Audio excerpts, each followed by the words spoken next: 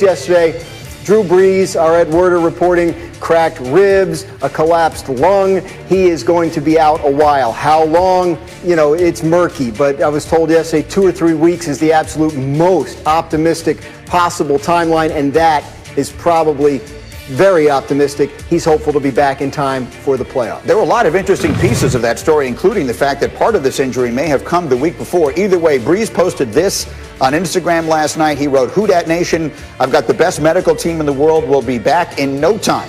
Here's his coach, Sean Payton, on the Saints' backup quarterbacks, Jameis Winston and Taysom Hill. I have a good feel of what we're trying to do. They pick things up, and, I feel like it's a good room. Sean, I remember last year when Drew was injured in Seattle, you didn't name a starting quarterback until late into the week. That'll be the case this week, too.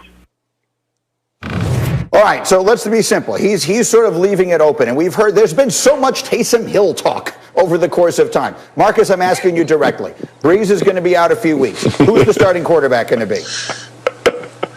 It's going to be Jameis Winston, G. That's what it boils down to. Yeah. Look, for as much as we want to make Taysom Hill the next man up in New Orleans, that's not the reality. The reality is last year we had this exact situation, and we saw what happened. And Jameis Winston being over with Sean Payton, obviously you wanted to see that influence and see if he could get the best out of Jameis Winston, especially as far as taking care of the football. And I'm sure Sean Payton has seen some things in practice that's eye-popping from Jameis Winston, because we did. Even in a 30-interception year, he threw 30 touchdowns as well. So I'm looking forward to seeing Jameis Winston be the starter, mixed in with what Taysom Hill was doing when Drew Brees was the quarterback, maybe a little bit more than you're normally seeing. But the bottom line is this. Sean Payton can say what he wants to, but when it was time to put it on the board, he went with Teddy Bridgewater over Taysom Hill, and he's going to go with Jameis Winston over Taysom Hill this time.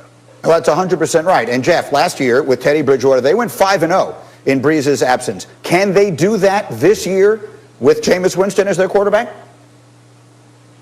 Absolutely. And Swagoo said it best, man. All this talk about Taysom Hill, like he said, he may get a little more sprinkle. Jameis Winston is the quarterback, man. The dude threw for 30 touchdowns. Like, his upside is absolutely enormous. And guess what? The one thing we know about Sean Payton is he believes in Sean Payton calling plays. He knows how to design offensive game plans. He believes in their defense. He knows him, man, right? So he's going to tell Jameis Winston, don't screw it up. You got Kamara, you got Thomas, you got Sanders. You know, we got tight ends. We have everything when you got a good defense. We're going to win games as long as you carry your part, right? Do your job. That's all I'm asking. And listen, I understand some of the interceptions from last year, but don't forget it's a completely opposite mentality in New Orleans than in Tampa Bay with BA, right? He doesn't have to have all the big shots. All he has to do is get the ball to their playmakers and allow them to do their job. I think Jameis Winston resurrects his career and does a great job under Sean Payton because he'll teach him the discipline of that position. I'd love to see it because, Marcus, if you just look at them historically, no two quarterbacks are more different than Teddy Bridgewater and Jameis Winston. Teddy Bridgewater never turns the football over. He averages about 4 yards a pass, between 4 and 5. That's right. Jameis Winston averages like 10. Now, it does come from the offense that he came from. But, Marcus, which is going to give? I mean, is the offense going to look a little more like Jameis or a little more like New Orleans? It'll look like New Orleans. It'll look like Sean Payton's offense. It'll look like Jameis Winston has learned under the tutelage of Sean Payton and Drew Brees. Like, we have to identify two things in this situation. One, Jameis is the backup, or you wouldn't bring him in. And the second thing is this, G. We lauded about Jameis going to Sean Payton.